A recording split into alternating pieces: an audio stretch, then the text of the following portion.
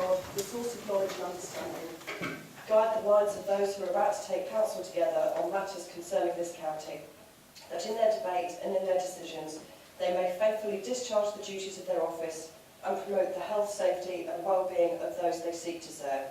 Through Jesus Christ our Lord. Amen. Amen.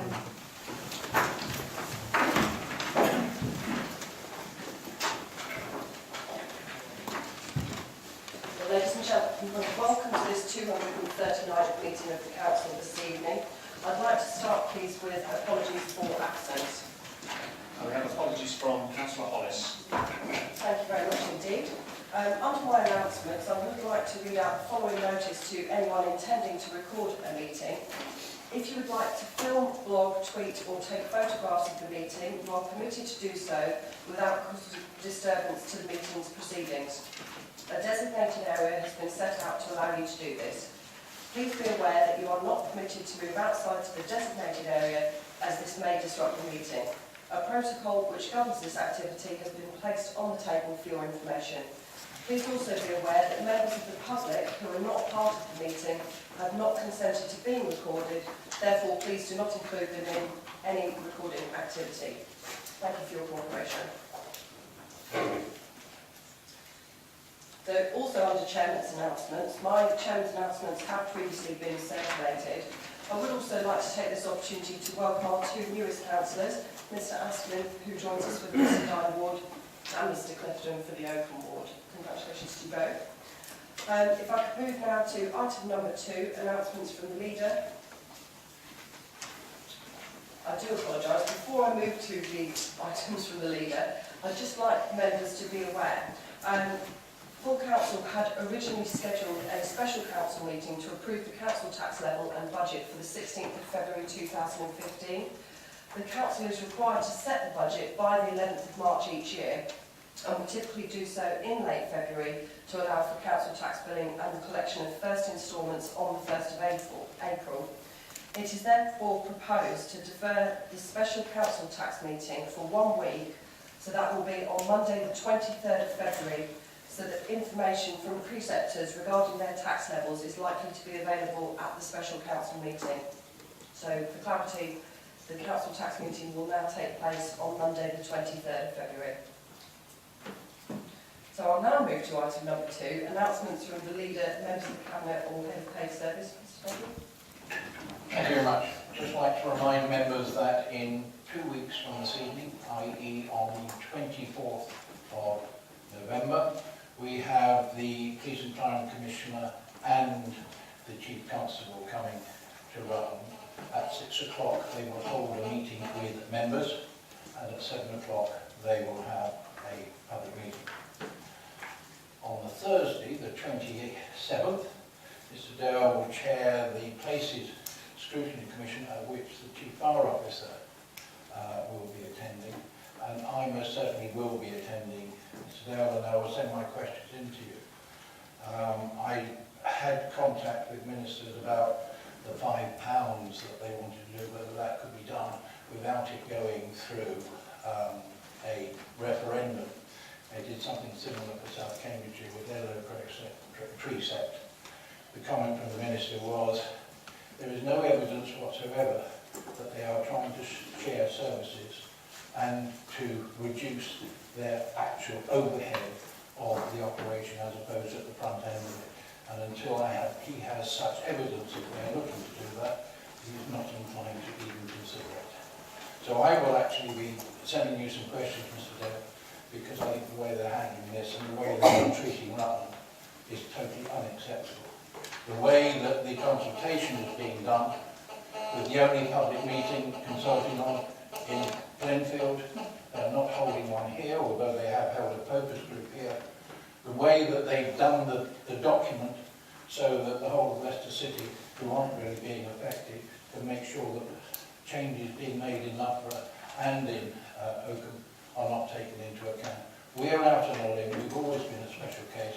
I don't think they recognise it. I would encourage all members to look at it, look at that, and get questions into Jeff, because I really do believe that we are being given a very poor option, and we must fight it in any way that we can. members of the Cabinet, all the head of plate service. Thank you. And I will just take this opportunity, members, sort of obviously would be much appreciated if you could turn your mobile phones off, as they do sort of badly interfere with the microphones. Failing that, if I could ask you to keep them sort of significantly away from the microphones to reduce the level of interference, that would be most helpful. Thank you. So item number 3, declarations of interest. Mrs. Emmett. I'm sometimes working in the NHS and Department of Health and have an announcement made to make. Thank you. Ms. Bailey. If we get, I know the item on section 106 is actually on the process and not on the detail. If it should get into detail, I would not take part in anything relating to the Rutland brothers. My son and my grandson are both involved. Any other members? Mr. Martin and then Mr. I'm Williams. the same, I manage one of the West Rangers junior teams. Mr. Bose. Thank you, Chair. It's a personal but non-prejudicial. I was a former CA licence holder for an FM, and I've got a question on that tonight. Thank you. Thank you very much indeed. Sorry, Mr. Mallow. Thank you very much, Chair. Just in the same lines as the leading councillor Moulton, I'm a member and player for Uppingham Town Cricket Club. So, Thank you very much indeed. Anybody else? No. So we'll move to item number 4, which is to confirm the minutes of the 238th meeting of Rutland County Council District Council held on the 13th of October 2014. Do I have a proposal for those minutes, please? Thank you, Mr. Beggy. And a seconder, please. Mr. Ball, seconded. So all those in favour, please.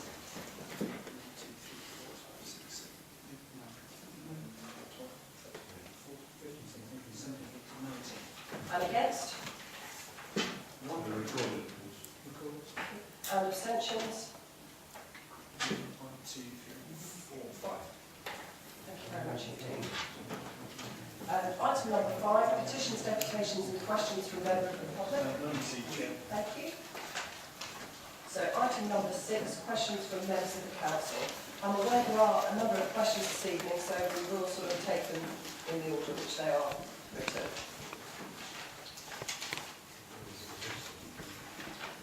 Members, may I just draw your attention to the fact that question number 4 has been withdrawn this evening, so will not be asked by Councillor Walters. So Councillor Walters, if you'd like to ask your first question, please. Chairman.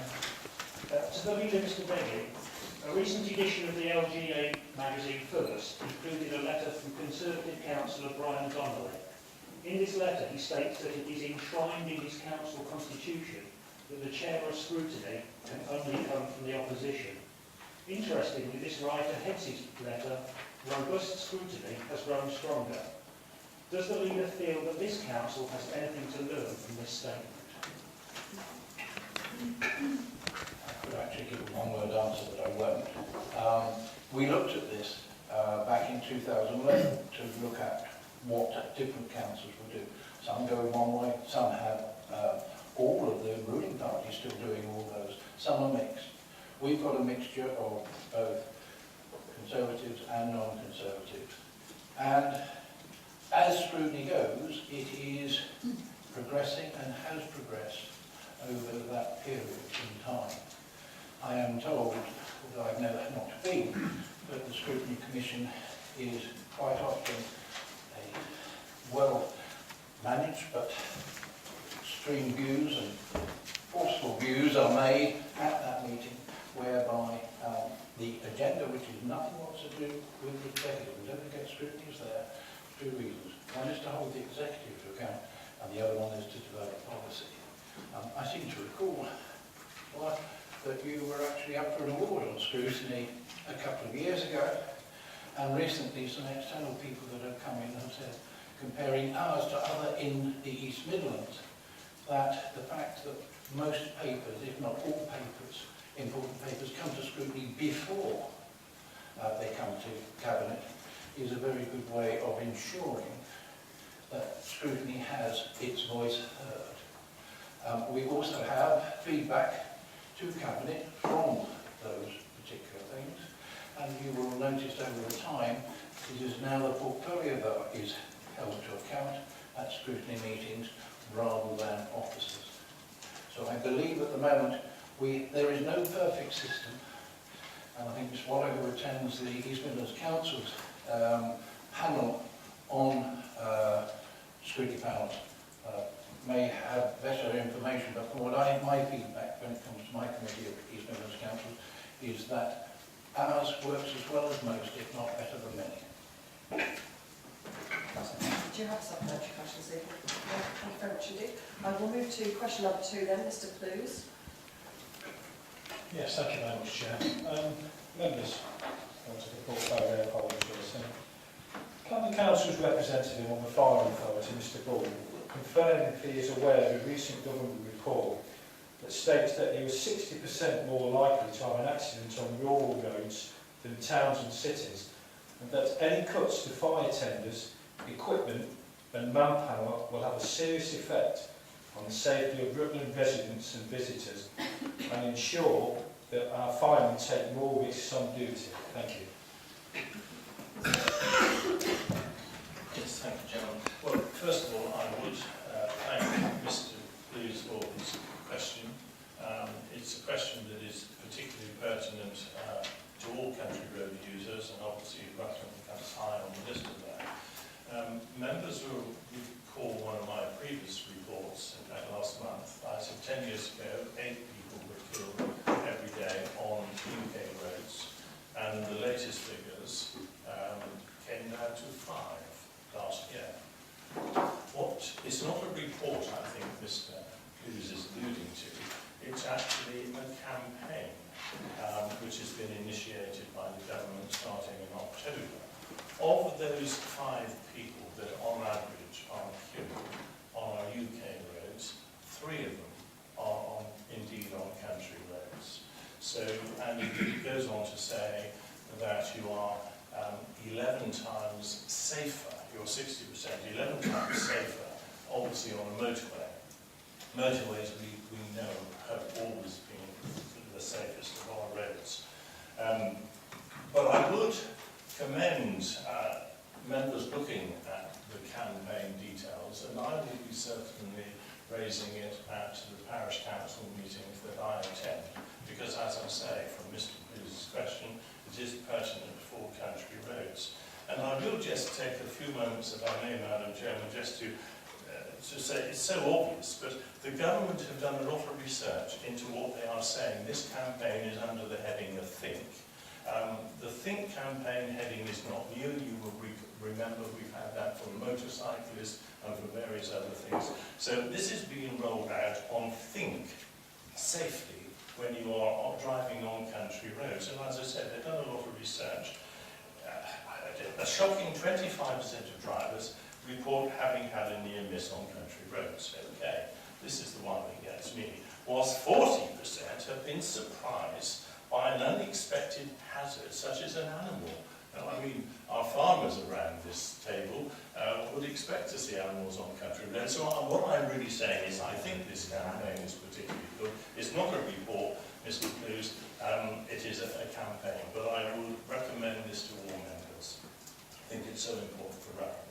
Now, as to the second part of your question, I have taken that up with our Chief Fire Officer, and of course, no changes have been made at this stage. We've got a very serious period coming forward, as the leader has already stated.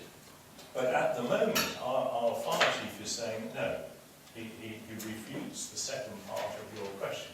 But what I would suggest, Mr. Cruz, if you agree, we will alter it slightly because of the report stroke campaign, and we can take that on the 27th as one of your questions. Would you be happy to do that? Yes, Chair, I would actually. Thank you. Do you have a supplementary question, Mr. Close? I do, Chair. It's in particularly the second part of it, with the manpower and serious effect on the safety of Rutland's visitors and residents.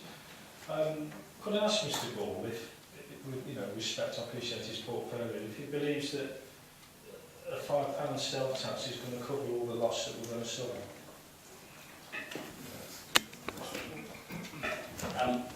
If you like, a slightly different question.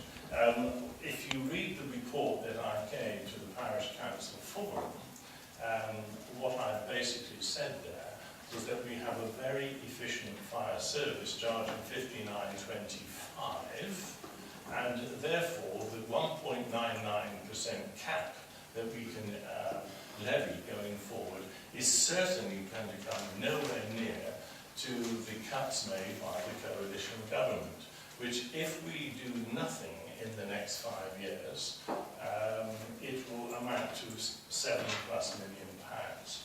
So the £5 to £10 will go some way, but I have been campaigning also for the efficiencies which the leader has mentioned, such as working with our other authorities, working with the ambulance service, so that we can have a more efficient fire service. And of course, if you look at the papers, which I hope you all had this weekend, I think we can cover that again on the 27th, because I'm hoping, and I'm looking at the chairman, that it's almost going to be a one agenda item for that evening, so that we have quality time to go through this very important issue for Rutland.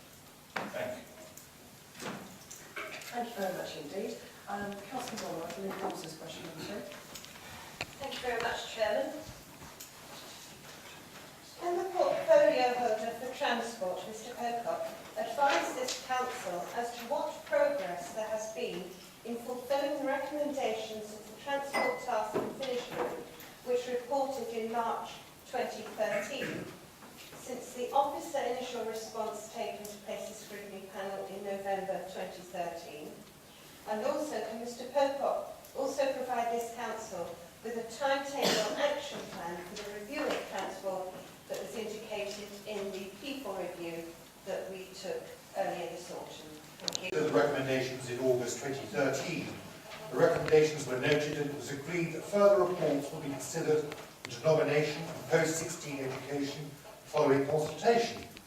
These reports were considered in October 2013, when it was agreed that the denomination transport would be phased out as recommended by the Task and Finish Group. No changes were made to the post-16 education transport policy, and the Places Scrutiny Panel was requested to review the other recommendations of the Task and Finish Group. The panel considered this in November 2013. It was agreed that I would meet members of the panel and officers to discuss the issues. This meeting took place in December 2013. It was agreed that a number of issues would be looked at further. In January of this year, Council considered the future direction of the People Directorate, and the People First review commenced.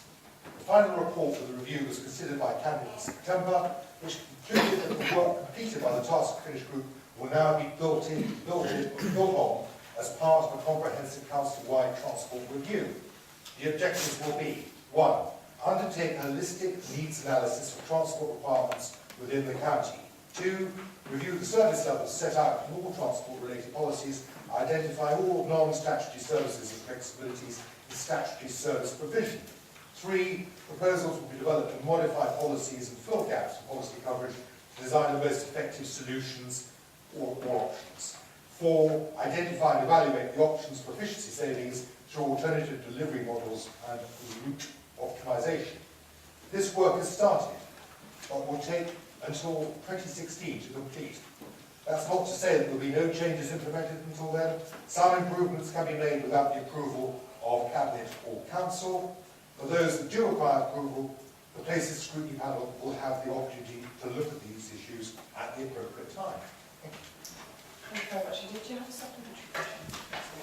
Yes, thank you. We were advised of the end date of 2016 in the paper that we considered in September. I was asking whether we could have a timetable, because it's all very well to say some things might happen sooner, but 2016 is a long time away. There were a number of things in the reports that we have considered that can save this council a lot of money, and we are having stresses on our medium-term financial plan. And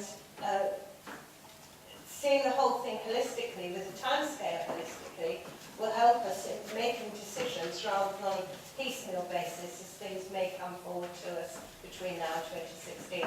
So I reiterate, can we see a timetable, please? Chairman, I'll repeat what I just said. Work changes can take place, and they will take place, I have no doubt about that. and these will be consulted upon if they need to be consulted upon.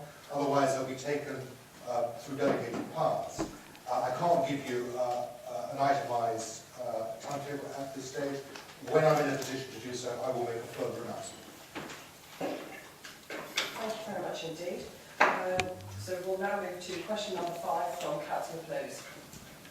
Thank you very much, Chairman. Members, can the portfolio holder, Mr Pocock, confirm the future of Kendrew Barracks and any future economic civil aviation usage and benefits in higher paid jobs and increased tourism in Rutland? Thank you. Thank you, Councillor Close. I understand it's to be Councillor King who's supposed to be. I'll start. Oh, okay, sorry. I might be the ward member, but this is not appropriate for me to answer.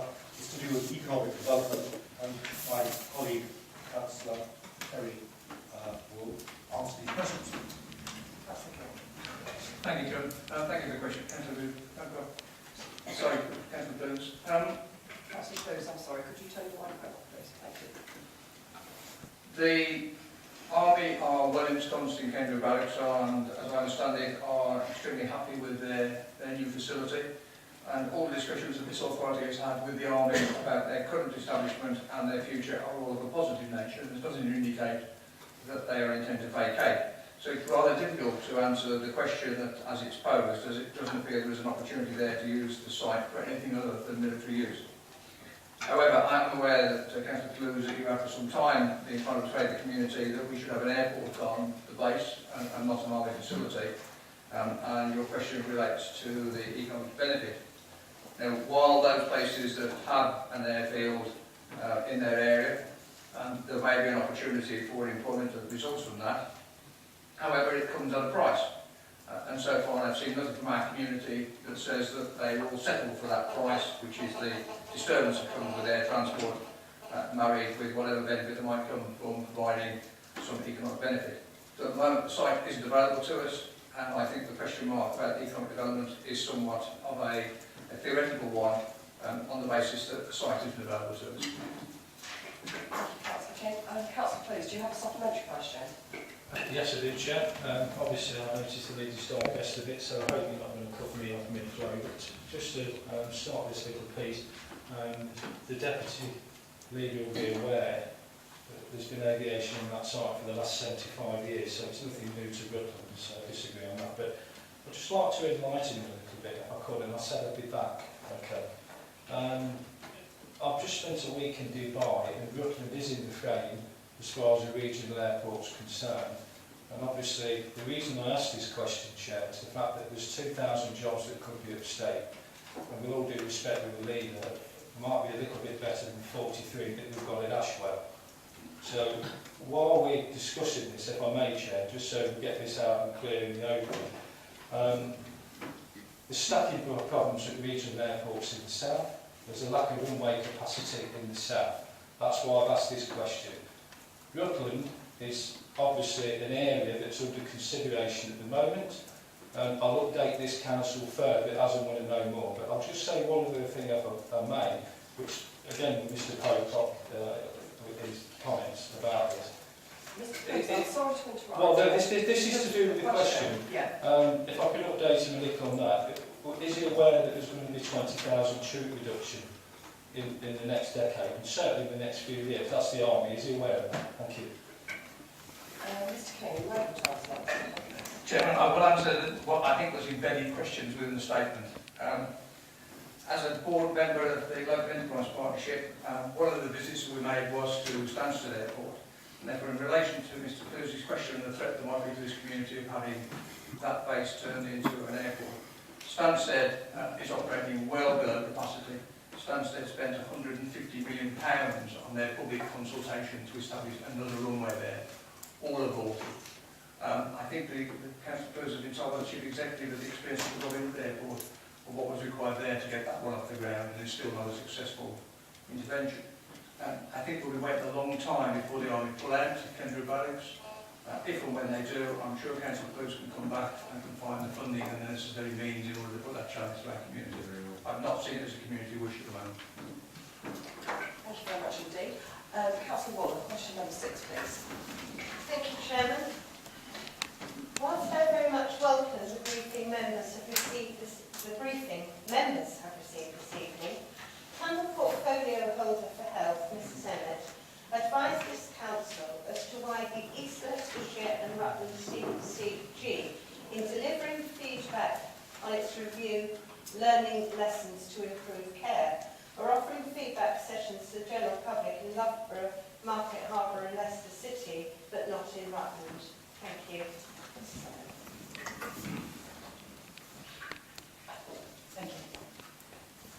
Thank you for the question, Councillor Waller, and it is timely following on from the presentation from Dr. David Briggs, who was the Managing Director of the CCG, and he gave that presentation just before this meeting. I'm aware some members, like me, have had similar concerns and sought clarity from the CCG in question. Therefore, it is useful that you've asked this question and to allow me to inform all members. I'm happy to report that the 3 CCGs held one learning lesson patient and public listening event each, and they tried to hold it as close to the middle of their patch as possible to ensure coverage for as many members of the public as possible. Harbour was chosen this time by the East Leicestershire and Rutland CCG, and it is in our CCG patch. But for those who wish to have further interface on any Rutland-specific health or social care matter, as Councillor Waller knows, all our health and wellbeing boards are open public meetings. They're held every 2 months, and the CCGs are full members of those meetings. Those meetings will be moving to monthly next year.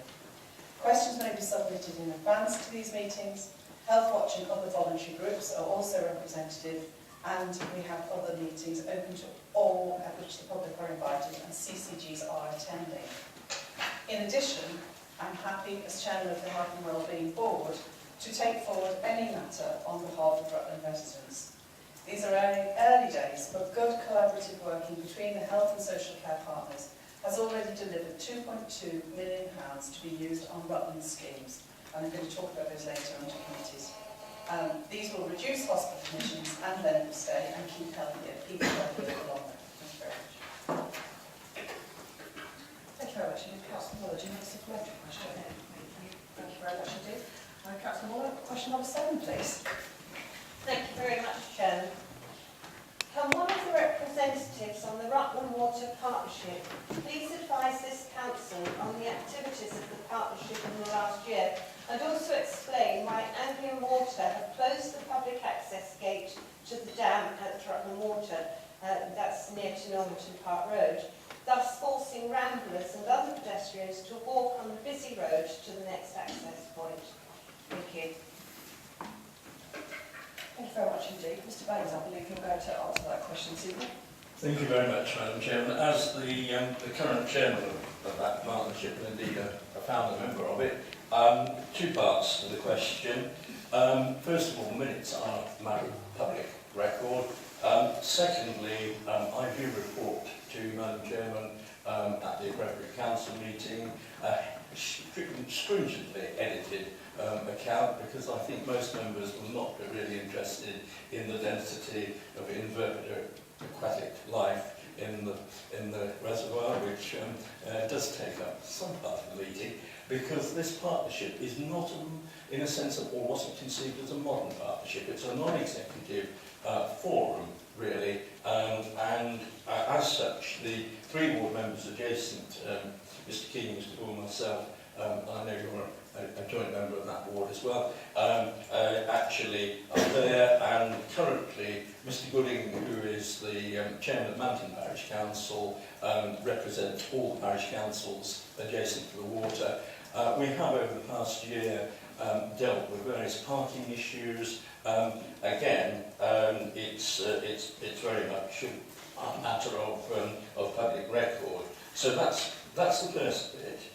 I did finally manage at 20 to 6 this evening to get a message from Mr Jake Williams, who is the person in Anglian Water responsible for that particular point you raised about the closure of the footpath. Now, what he said to me was it is, in fact, a decision that Anglian Water took on safety grounds, which very much addresses the last part of your question. Our footpaths officer, Mr. Crook, has been kept informed of all the developments. I think there have been 2 letters to him. And in particular, there was an ice cream van parking there, which was leading precisely to the point you made at the end of your question, to pedestrian traffic, which Anglian Water considered was extremely dangerous. I did have to leave a message to Mr. Williams. You may think that I'm blighted by the modern technology. I'm trying to get hold of him all day, and he was in Norfolk, where the signal on his mobile phone is extremely erratic. So he told me on the message, and I did say to him I intended to raise the point that you have made at the next meeting of the partnership, which is December the 5th, and he's very happy for that to be the case. I'm sure he will hear a full report, but if I can be of any further use and information, Madam Chairman, I will. Thank you. Question. Yes, please. Thank you very much for that, Mr. Haynes. Are you happy for me to email you all the concerns that have arisen in my ward? Because notwithstanding ice cream vans, the fact remains we as a council publish a circular walk that directs ramblers through this route that is no longer available. So are you happy for me to email you all the details? I'm very happy, Madam Chairman, to have a face-to-face conversation, a written conversation, or a telephone conversation. But I find emails, as anybody who was at the last DC meeting will know, I find unreliable and quite often ambiguous. So, but in any other way, please communicate with me, and I will do my best to raise your concerns at the next meeting. Thank you, Madam Chairman. Thank you very much, ladies and gentlemen. That's all of the questions that we've received from councillors this evening. So we'll move on to item number 7, which is the referral of committee decisions to the council. Thank you. Item number 8, calling of decisions from cabinet meetings during the period from the 14th of October to the 7th of November. Thank you. So we'll move to item number 9, which is the report from the cabinet this evening, on page 5 of our agenda. Members, if I could just make you aware, you will have received the latest copy, which is headed Amended Report Number 241/2014, which replaces page 5 and 6 in your agendas this evening.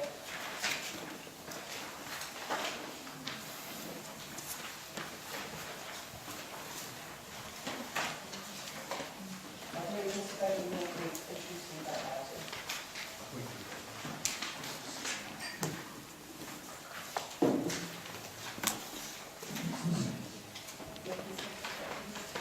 I do apologise, I've actually thought it was Councillor King, so apologies for that.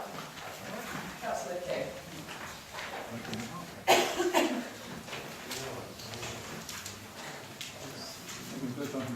Thank you. Taking 2.3 chair, which doesn't allow to do that.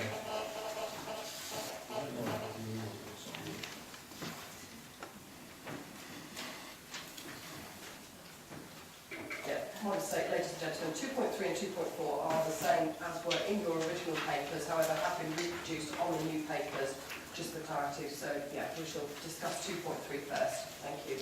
Thank you, Chair. We're dealing with Report 185/2014, this is a report first went to Cabinet. This relates to the local council tax support review 2015-16. If you can recall, we introduced this last year as a base scheme, but we also had a discretionary fund, which we set up the first year at £100,000. You will see from the Cabinet report that in fact the base scheme appears to have served us well and served the community well, and the discretionary fund was taken up, but not to the degree in which we anticipated. However, there are some elements of change in the whole benefit scheme which are still not in place and which are expected to roll out during 2015 rather than 2014, which still may have an impact. But nonetheless, I am at this stage suggesting that we reduce the discretionary fund to £50,000. There may be some need for some minor changes in the way discretionary fund operates in order to help people. But at the moment, both schemes seem to have worked well, and I can see no reason why we should change the schemes at this stage. But in terms of working for the budget process to go forward to next year, my suggestion is that we now reduce the discretionary fund down to £50,000 from its current level of £100,000. Happy to take questions, Chairman, for a second that I'll propose the motion. Thank you very much indeed. Mr. King, do I have a second of that proposal, please? That's lovely. Thank you very much indeed. Members, just a quick reminder on sort of procedural matters, really. Obviously, all members have 5 minutes to ask questions of the items on the agenda for the recommendations. At this time, what I'm going to do is suggest that Mr. King takes all questions at the end and sums up before we vote on any of the recommendations this evening. So members will sort of have one go as such at their 5 minutes. So I'd like to open that now to questions, please, on item 2.3, if there are any. Councillor Beck? I understand the reasoning. I understand the reasoning behind this, and I've got to admit it's sound reasoning. But should there be a greater need than £50,000, am I sure that we will revisit that and use our reserves to perhaps meet those needs? Thank you, Councillor Gale. Any other members? No, Councillor King. Chair, good point raised. In fact, there has already been a judicial review on authorities, and therefore, although we set a budget and a limit, we can't actually limit it, so we can't turn around to somebody 10 months through the process and say the funds run out. Thank you very much indeed. As we've had a proposer and a seconder, I will now put that to the vote. So all in favour, please.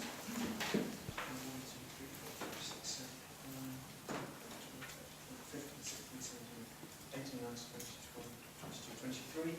Against? 1. And abstentions? Recorded. 1. Thank you. Thank you very much indeed. So we'll move to item 2.4. Councillor King? No, me. Councillor Becky, I do apologise. Thank you. Different point is the report on the Heritage Lottery Fund that has been offered to this council for the restoration of the castle. There are 2 recommendations. The council accepts grant funding of £2.165.6 million and the terms and conditions specified for the Heritage Lottery Fund for the purpose of restoration of Oakham Castle. 2.4.2, that council allocates £215,000 as match funding for the project, £200,000 from general fund balances and £15,000 from Section 106 funding. This is a tremendous opportunity. It has been extremely well received by the community. It's very exciting. We'll actually see castle walls, which have been there but been hidden. We will see a proper loo in the castle, other than its Victorian current offering.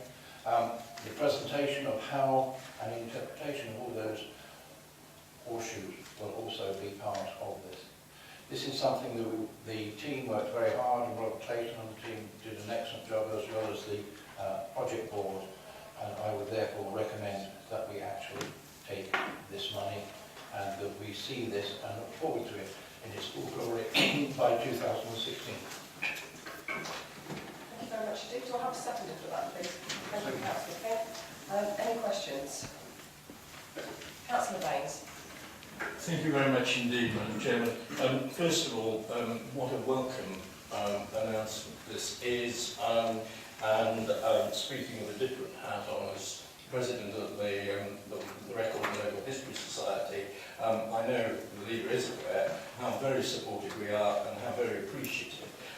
My question, Chairman, is will this result in a wider use of the castle? Because I know English Heritage are, shall we say, much more relaxed about what can be done, and will that in turn possibly generate more income for the council? I mean, I think we're getting an absolute bargain to be able to put in a tenth of the money for this long overdue restoration.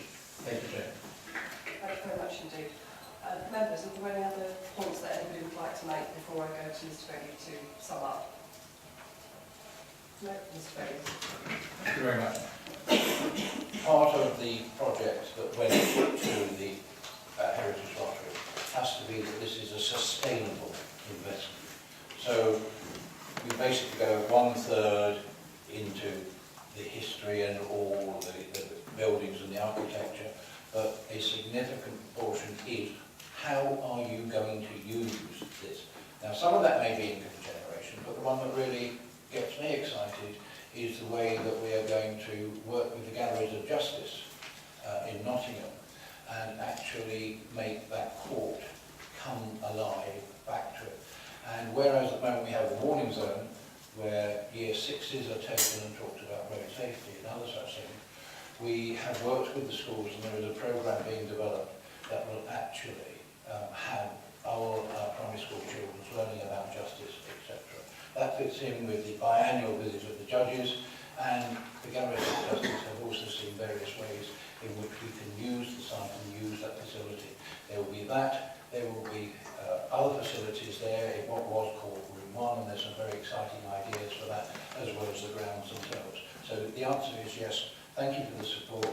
You are represented on the Project Board, and I think it will be a very good generator, both for the castle and Oakham and Rutland in terms of tourism. Thank you very much indeed. Ladies and gentlemen, that has been proposed and is seconded. Before I just take the two recommendations, I'd just like to confirm that everybody's happy to take those together and that there's no big like something separate.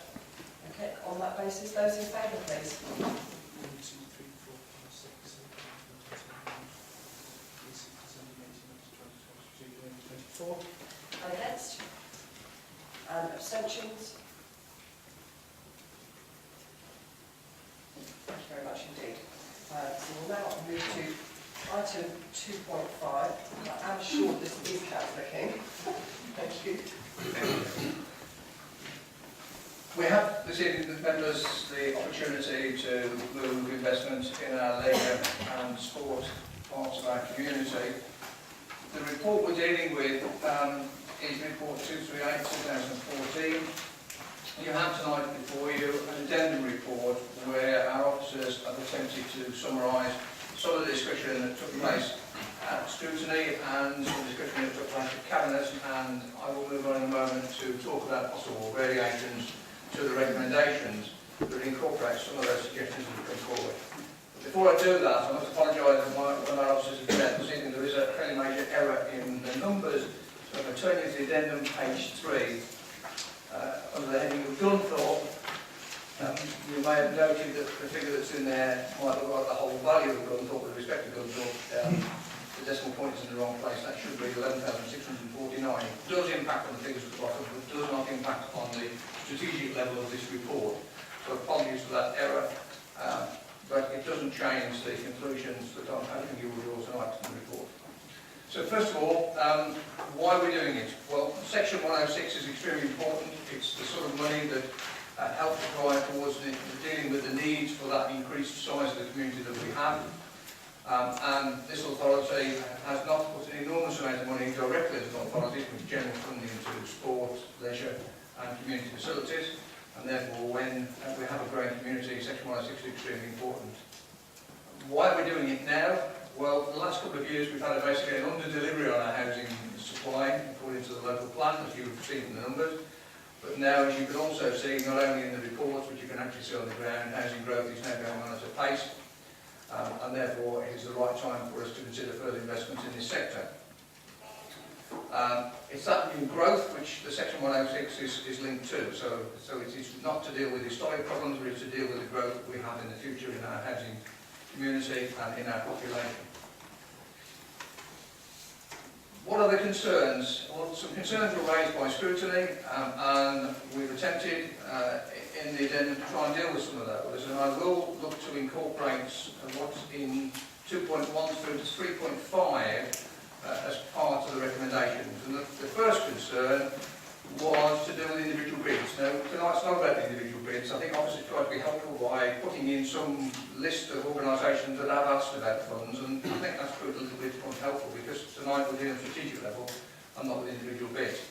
But to satisfy those concerns, 2.1 outlines what I think would be a very good panel to make these decisions. 5 councillors, 5 members of the community representing sport, culture and leisure, and chaired by a councillor, so as the casting vote would always lie with the councillor if there was a vote that couldn't be decided by proportion. I think that deals with some of the concerns that people have about the individual bids, but tonight it's not about those individual bids.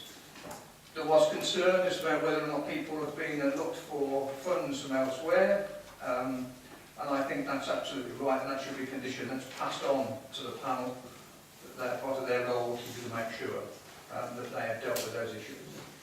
But in terms of the recommendations, 3.1 through to 3.5, I'd like to read out for you, Chair, what I consider to be included in the recommendation. So, recommendation 2.51 remains. 2.52, we take on board Scrutiny's comments and we defer that until perhaps next year to readdress the issue about the swimming pool in Rutland. 2.53, I'm suggesting, includes 2.1 as outlined in the addendum in entirety. It should include the last sentence of 3.1, the whole of 3.2, 3.3, 3.4 and 3.5, with the exclusion, I will go through the Chair. Is there a point of information, Councillor Martin? Yeah, please. Tripping numbers all over the place. Can we actually read through what you're asking us to do? Because trying to keep it with it, I've got about 7 or 8 pieces of paper here. It would be really useful if you could actually read and tell us what the amendments are. Chairman, if you give me a little extension of time, I'll be able to do that. Chair, I am going to exercise my discretion and allow you some extra time just to be absolutely clear on what sort of group vote is for. Thank you, Chair, that's very useful. Okay, so 2.5.3. Is it a point of Yes, information? point of order. Point of order, okay. This has been rushed through because it only came to scrutiny less than 2 weeks ago. It was rushed into Cabinet and now it's been rushed here. And I suggest that what we're getting now is a lot of papers placed in front of us, and so I don't think it should be an extension. What it should be done is it should be withdrawn now and put back for another month or so to get the proper detail. That's not a point of order. It is. I'm saying I don't think it should be a procedural. I don't think it should be a 5-minute extension. It is my discretion to be able to allow that, and I think sort of the majority of members would appreciate the opportunity for Mr King to explain with a couple of extra minutes exactly what sort of the papers include this evening. Chairman, forgive me. Point of order or? Well, could Mr King tell us where 2.53 is? Because I can't find it.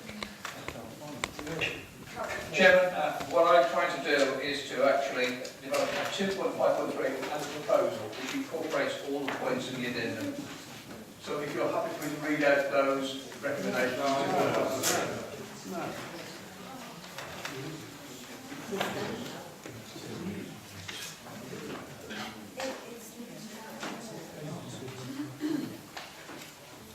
Councillor King, can I ask you to read through exactly what you're proposing? Yes.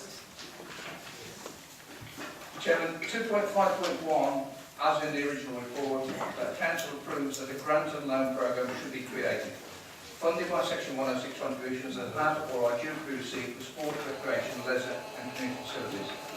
Available and expected resources are shown in Appendix A to the report, and a draft process is outlined in Appendix B to the report.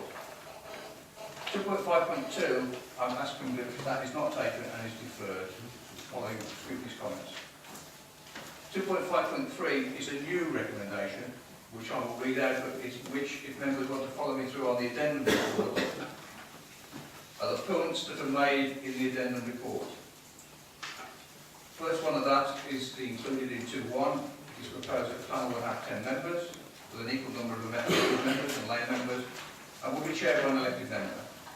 Membership would ensure a political balance to the panel. The current council will be 3 Conservative members, 1 independent member, 1 RGU member. Lay members will be identified as the local sports and leisure community, ideally through the local sports alliance and the LSP corporate and leisure theme group. Panel members will be required to absent themselves in discussions where they have a peculiar or non-peculiar interest.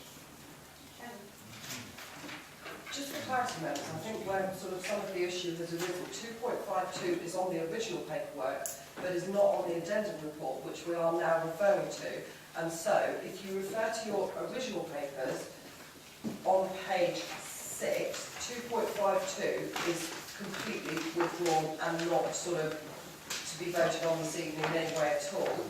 So in effect, 2.53 is actually 2.52, but let's not confuse things and let's keep that as 2.53, as Mr. King has just established and read out from your addendum report, which you received and is on page 6 of the addendum. I'm presuming these are points of information or order. Councillor Waller and then Councillor Baines. Thank you very much.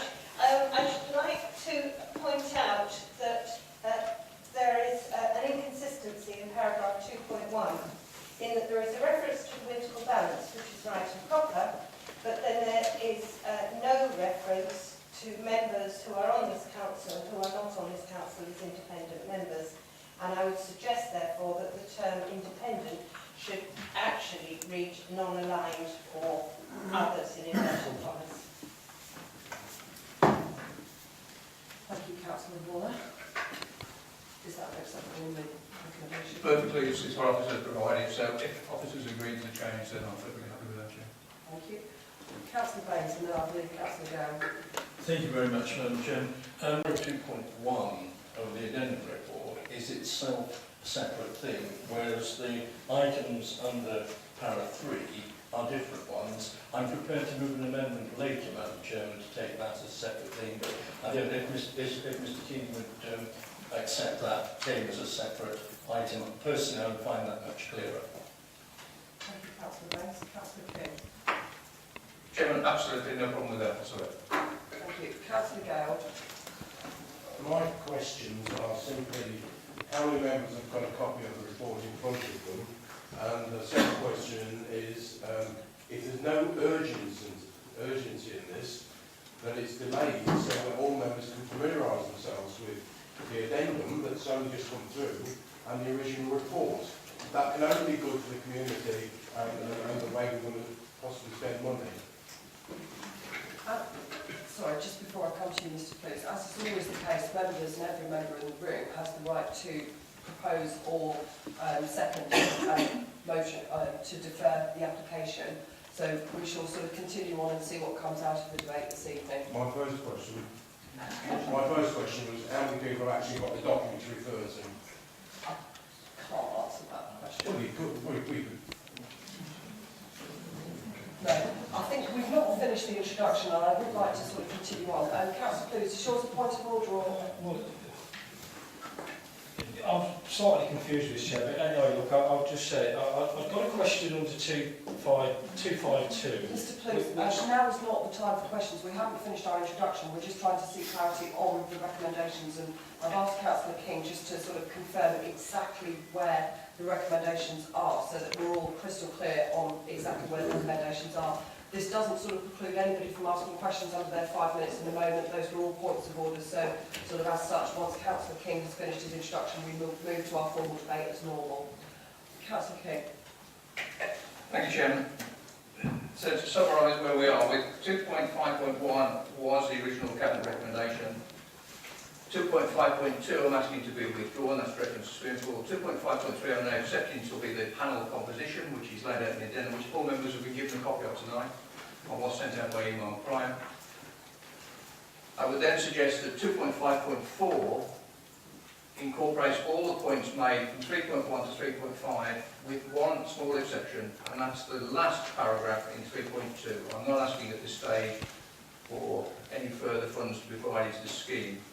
So entirely 3.1 to 3.5 as a new 2.5.4. So that incorporates in, I think, some of the concerns that scrutiny expressed, and there's an endeavour there to put those into the scheme and make them part of recommendations. I think there's a couple of key points that answers members' concerns. One, there was a concern raised around interest.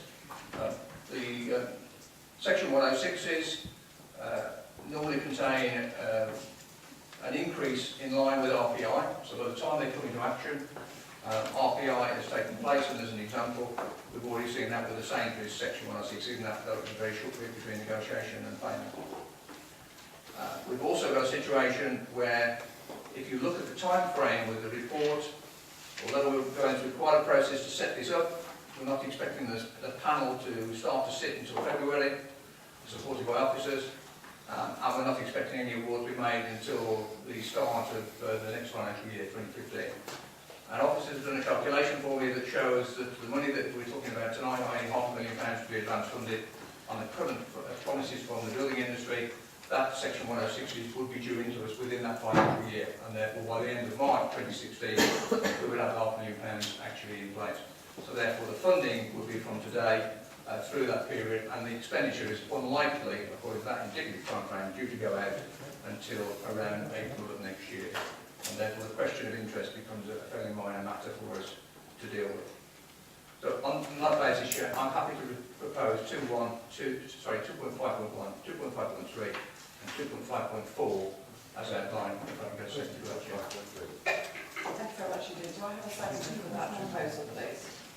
Thank you, Councillor Ball. Members, over to you for your sort of normal debate. Councillor Gale. Well, obviously, from what Mr King has just said, I would like to put an amendment forward. It appears we have got the time to fully understand both the original report and the amended report. At the moment, I'm not in a position to vote. I simply don't understand the point Mr King is making. So my proposal is that we defer this for 1 month in order to give, particularly if we've got 2 new members here that would certainly want to get the team into something.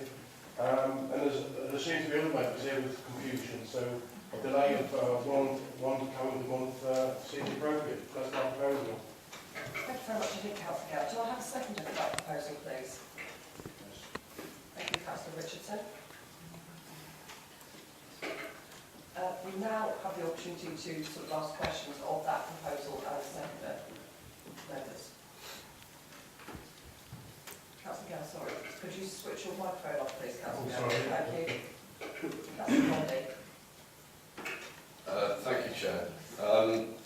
I think actually the respondent by a month, given the fact that we're looking at the target dates for applications as all taking place either very much a week or 2 afterwards, I think that really that would change the whole setup for this. And I believe we're looking at either an annual or a biannual award sitting from this. And I think personally that we need to get it off the ground now, and that there isn't really anything that hasn't been available to us or to me personally that isn't here tonight, that isn't fully understandable by what's in front of us. And I personally would not support the amendment and be quite happy for the original proposal to go through. Thank you. Thank you. Anybody else? Mr. Clues and then Ms. Waller. Oh, thanks, Chair. Chair, I can understand where Mr King's coming from on this, and I sympathise with it, but to be honest, it's just a bit too quick for me at the moment. I mean, I appreciate Mr King at 252. You don't want to take that and it's deferred, but when we look across to the other side, the other bit, when we eventually look at 252, that could involve some kind of panel, if I'm reading this right, that could be looking at 106 funds. We don't really know what the wording means at the minute. I mean, where I'm coming from is that on 252 is that 106 contributions towards replacement or refurbishment. Well, we don't know what the refurbishment cost is going to be if we're going to award anything from the right-hand page. So, I'm a bit confused. I don't want to mess things up. I appreciate what Councillor Cons says, but on this occasion, I think we just need to counterfire a little bit, if you don't mind me saying, Deputy Leader, and let's just have another month of it so people understand. I mean, if I went behind the room and asked people to put their hand on their heart, say, put your hand up if you really understand all the facts and figures on it, I would be hazard a guess that most people don't really grasp it at this particular stage. I don't know if I'm not, but that's my view, Chair. Thank you. Thank you, Councillor Clues. Councillor Waller. Thank you.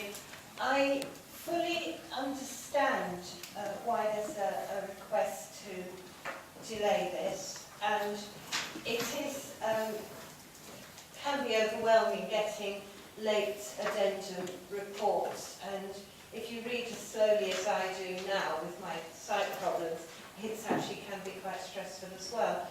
But having read the addendum report, I would like to say that whilst not a member of Places Scrutiny, I did go to the Places scrutiny panel that considered this.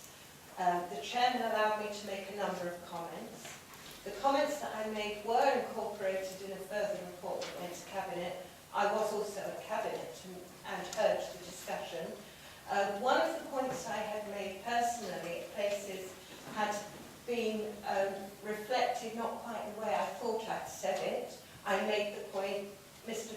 Peggy, as chairman of Cabinet, allowed me to make the point, as it was a personal comment of mine.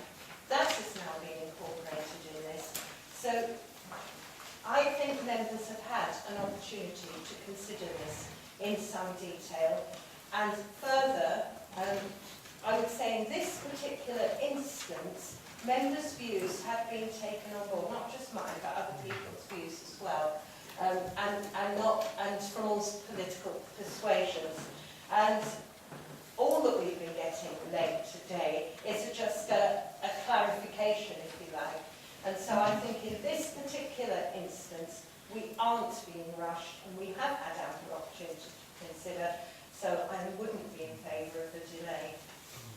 Thank you. Any other members? Ms. Clifton. Thank you. As I got referred to as one of the newer councillors, I would just like to say I did have the benefit of also being at the scrutiny committee that actually looked at this, and we've had a good opportunity to look at it. The clarification came out in ample time for people to have read it, as far as I can tell.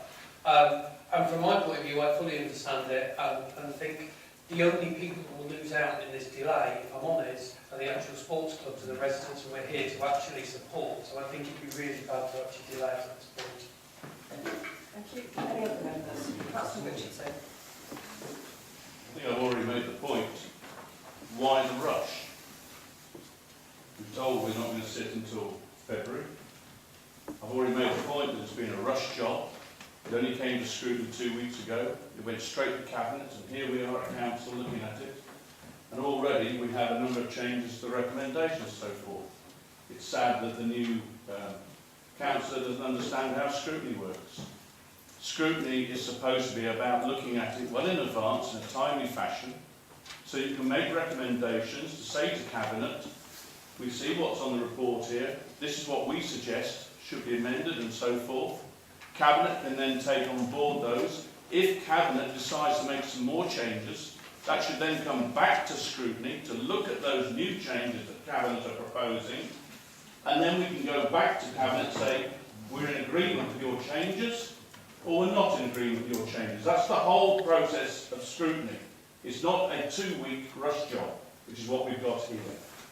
And then I worry about Mr. Condé's comments, when he's now effectively telling me that this money that we want to approve is already in the pipeline and is urgent. That's what you indicated, that somehow we've got to get this process done quickly because these clubs and people are waiting for the money. Well, that should be within the report, because these people, as far as I'm concerned, have not even bid for this yet, because I haven't seen the actual bids to look at as a scrutiny member, and that should be coming through us as well. So, is this a rush job to get this money for these clubs because there have been some promises? I don't know. Or they're in dire need of it, which is what's indicated by the other councillor. Why the rush? So there's perfect ample opportunity to put this back a month and then see where we are. Thank you, Councillor Richardson. Councillor Dowd, did you want to come in? Just quickly, Madam Chair. Just to really... Councillor Dowd, could you use your Sorry. microphone, please? Thank you. Councillor Richardson says about the alterations to the amendments. I haven't seen any that we didn't have before us at scrutiny. The only one I've seen is the non-aligned members, where Councillor Waller asked us. I asked for 2.52 to be deferred at scrutiny, at swimming pool.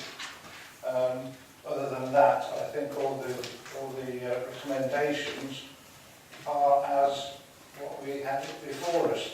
And in the addendum, I think the officers have answered all of Councillor Richardson's questions there.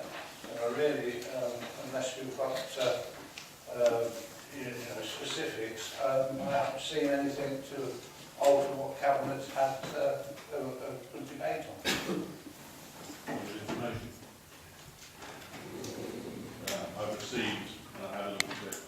today.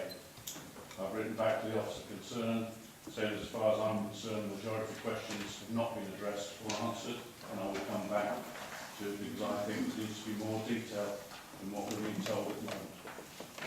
Thank you. Councillor King. Thank you, Chair. Just speaking to the motion that's been put forward to defer, there seems to be, from some councillors, a feeling that somehow that this is something new. Many of our sports clubs and leisure organisations have been aware of Section 106 now for some considerable time. And some of the requests to see some of that benefit come through to deal with the increased development that's taking place and the increased pressure they're under has been something this authority has had for some time. And it's coming in all sorts of formats into the authority. And in fact, only today I was digging through copies of some correspondence that I've been given where people are putting through information with a request. One of them, for instance, from Nottingham Town Council, dated the 16th of July this year, well aware to the penny what is available in Nottingham from Section 106, and they have to be delayed until we sort out the process. Now, I think to delay it any further, I don't see the purpose of delaying it further. It went through our process of going to scrutiny. It was a very good debate. Scrutiny put forward some very good points. I'm trying to incorporate those for you this evening. We incorporated them in Cabinet. We're trying to take on board the comments that were made. Apologies, perhaps we should have put the recommendations in a clearer format tonight, rather than just as an addendum report, making by point. And apologies for that, and that was as a result, I'm afraid, of trying to incorporate things fairly quickly. But to delay, I think, tonight would be a significant delay and a significant, unfortunate situation to put some of these clubs in. I'm not in any way prejudging them. I think that all of those that were put in there are just to give you a flavour of some of the history of bids that have been put in. One of them, for instance, for Oakham, in terms of Victoria Hall, where they need to replace a lift. That one had a long-standing request for this authority, can we help in some way? And the only way we could see to help them was through Section 106. So tonight we're putting in place what they probably wouldn't like to hear, which is still a fairly lengthy process before they will get a decision from this authority as to whether we can help them on a fairly importantly needed lift to assist them with the use of Victoria Hall. I think we'll be backward step if we delay that further by another month when there's no need. And there's a good chance of it. There's those who have been involved in Cabinet and the scrutiny meetings, and tonight the rest of the members have got a good chance to read the report and take on board what is in there. This is nothing new. Section 106 has been around for a long while. Without pre-funding, frankly, we've already got delegated decisions, a lot of that would have happened by officers. So what tonight is about is the pre-funding element. Otherwise, this would have been some officers making some decisions on the basis of what's already been agreed. Well, I think it's given us a democratic chance to have an input to it, and I'll welcome to get on with it tonight. Sorry, Councillor Lammy. Just to make my comment, I would maybe have some more sympathy with the points put across for the deferral. If the process of it coming was not fully fulfilled. However, this is the third time this paper has come to an open meeting, scrutiny which was receptive, and it has been incorporated. It's then gone to Cabinet, and now it's coming to here. So the actual process by the development of the policy, I believe, has been thorough. It's been published for a while, and I see absolutely no point for deferral. Any other members? Councillor Gary, we'll have the opportunity to sum up in a moment. Would you like to make a point of information?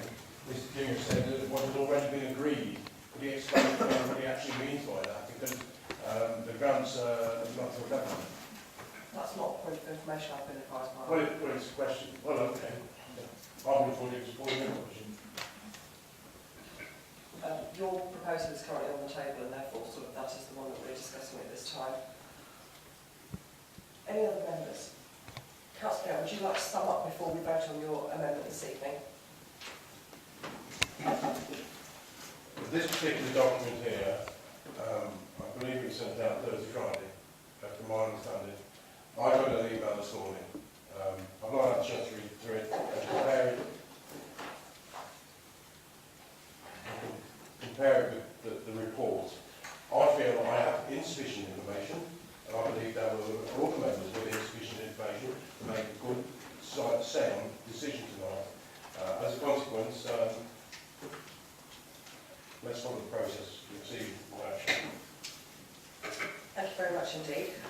Councillor Gale's amendment has been proposed and seconded for deferral of that item this evening. So if I could ask please for all those in favour.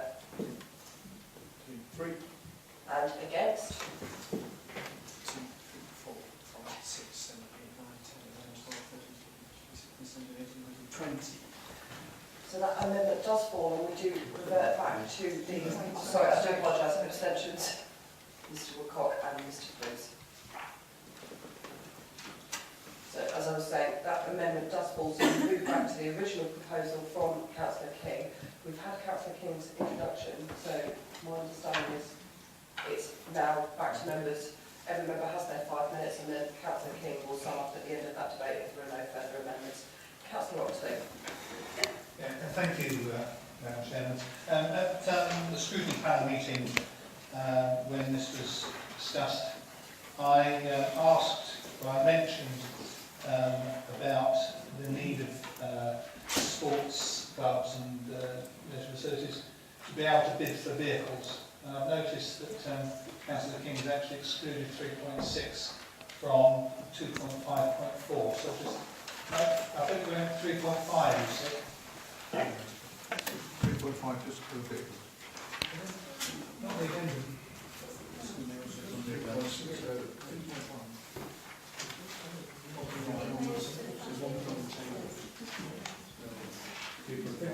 The scheme may also contain I'm just going to bring Mrs Mogging just for clarity on that matter for you, Councillor Oxley. Thank you, Chair. So just to clarify, it is actually covered in the addendum at the end of paragraph 3.5. It's the difference between the outright cost of purchasing a vehicle and the running costs. So it does cover the purchase of a vehicle but not the everyday cost to run that. Thank you very much indeed. Other members, Councillor Oxley, did you wish to continue? Well, I've just been informed that I was looking at the wrong paper. So I now have the correct paper. I see it is 3.5. Thank you. Other members, Councillor Gale. The point I wanted to make earlier, on this what the scheme recently said in the minutes, was officers. This could have been delegated already. It went on to say what has already been agreed. Could Mr King elaborate on that, because I'm concerned about what has already been agreed and could have been implemented by officers on the delegated powers. Thank you. As I previously indicated, I will go with members asking their questions at this particular time and ask Mr King to answer those questions in his summing up. Other members, please. Mr Walters. Thank you, Chair. And without wishing to appear disloyal to my colleague next to me, I have absolutely no idea why we're including vehicles. I thought this was all to do with infrastructure and incredibly long-term assets. I'm not really sure that vehicles fall into that. I can understand there are community use vehicles, but I'm not sure they should be funded by 106. I'd look for some clarification. I may have to ask that we take it separately and not support it. Thank you. Other members? Councillor Richardson.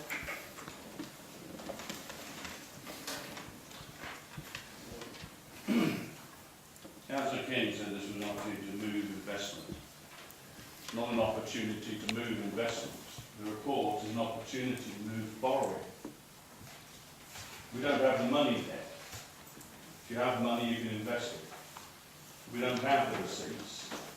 Every other council I've looked at, and I cannot find a single council yet that actually borrows money against Section 106 receipts it has not received. We already have £600,000 of borrowing for the football pitches. And what we're asking for here is effectively another £500,000 to take it up to £1.1 million of borrowing. Now, I understand that the Conservatives are very keen on borrowing because the Chancellor has managed to double the debt in the space of 5 years and got his interest rates just on the debt alone from 30 billion a year to 60 billion. He's got more than twice the defence budget now on interest. I am talking about it. I'm talking about the Conservatives and the Conservatives' policy. Because clearly you have the same policy here, that you run up debt. And no doubt you'll do the same as happened to Chancellor Osborne when he came into office, when the change of government came, and he finds a piece of paper on his table saying, bad luck, there's no money. And we'll probably find the same when we take over Rutland Council from this shambles we've been seeing for the last 4 years. Section 106. We have no clear detail of what Section 106 receipts we've got, where they are, how we've spent them, or anything. We need clear mapping of that first. We have at the moment, and I don't quite understand it, because in here it's suggesting we've got £378,000 receipt from Sainsbury's. And that's supposed to be allocated already to the prison for the sports hall. But the grant funding from Sport England, the £500,000, says that it has to be completed by the end of November. In fact, we said we were going to start in June on it. And it said in the report then that we had all the monies in place to start in June. So the question is, why haven't we started? That is an investment, if we have the money. So what is going on with Section 106? When we look at this report, we need far more detail and clarification. It is not about borrowing, borrowing, borrowing, which is all Councillor King wants to do. He's managed to clock up the debt right up to the highest level we've ever had, and he spent the £5 million we received from the sale of our council housing stock, and here we are borrowing yet more. I say it has to stop. I say we have an opportunity to defer this for a while. In fact, in 6 months' time, we may even see a complete change of this council and the people running it, and they might decide different. Thank you very much, Councillor Richardson. Any other members? Councillor Condé. I would like to say that I do support this motion, and as regards the time limit, the use of sports facilities within my parish is the same as is reflected right across Rutland, and as regards 6 months' time or a year's time, there's quite likely there will be a number of people who won't necessarily be around to be enjoying those facilities. The more we put it off, the further away it gets, the less we are allowing those people we represent to have access to good sporting and leisure facilities. Thank you. Thank you very much. Any other members? Councillor Monson. Chair, I'd just like to say that the biggest issue we've got to health in this county and every other county is diabetes and obesity. And the two ways to combat that are through diet and exercise. So we talk about saving money and spending money we haven't got. The more we can do to give sports facilities to get people in Rutland healthier and exercise, the cost to the NHS that will say will way outweigh anything that you will spend on sports facilities. So I totally recommend this. Thank you very much indeed. Councillor Blues. Excuse me, Councillor Monson, I'm sorry, that's not acceptable in a council meeting in any way at all. If I could ask you to refrain from that in the future, please. Councillor Blues. Chair, to Mr King, Deputy Leader, I appreciate this, and if I'm not going to take a lot of time with it, Chair, because obviously I'm pro-sport, you know, and I think that people know that, but I have to say, again, Chair, on 252, from a business angle, I'd like to see that firming up, and quite honestly, to be not taken deferred, I think it's wrong. I think we should get this out in the open now. I don't like the sound of that. Other members, Councillor Baines. Thank you very much indeed, Madam Chairman. I'm always grateful to Mr Richardson because he always thinks out of the box. When he goes back into it, it's quite interesting. But what I would say to him, and would say to all members present, and any potential members, the reason I'm supporting this, and the reason I asked, and please Mr King accepted the point that the structure is there. What individual members in the future choose to do with it is entirely up to them, and we should not get bogged down with where those funds might come from and where they might go to, because it's not our decision tonight. Our decision tonight is to approve a structure as fast as possible, and other members have spoken this on both left and right as I'm standing here, and get on with it so that we can send a very clear message out, not only to the clubs who may or may not put a bid in, but also to Rutland generally, that this is something we take extremely seriously. We are prepared to put a strategy in place to implement it. As I say, the detail of the implementation and who is responsible for the implementation is not a matter for us tonight. What we are actually deciding on is the strategy to take it forward, and to take it forward as quickly as possible. That is efficiency. It's not undue haste. We've heard from the scrutiny members that they have plenty of time to look at it, and indeed it's implemented in the recommendations before us. I shall certainly be supporting it, Madam Chairman, and I hope the majority of members will as well. Thank you. Anyone else? Councillor Gale. Councillor Gale, you've already spoken, I'm sorry. Chairman, you did say that you were going to be around all members and Mr King would answer the questions at the end. I specifically asked a question. I haven't, Mr King hasn't summed up yet, so that question will be asked at the end as part of Mr King's summed up. Okay, thank you. Any other members this evening? No, so I will ask Councillor King now to sum up, which he will answer the questions that have been put this evening, and at that point I will afterwards take the vote on these matters. Thank you, Chairman. First of all, Councillor Plum has raised a question about annual, he made a comment, I think it was a question as well about annual awards. It's not the intention of this panel just sits once a year. The intention for the panel to sit as frequently as they deem necessary in order to deal with the allocation. Councillor Plum has raised a question about swimming and water. We're taking 2.5.2 tonight. We now have the swimming pool back in operation, and in terms of the user numbers for the swimming pool, one of the significant areas which needs building up is the area around aqua swimming, which is an educational-based swimming.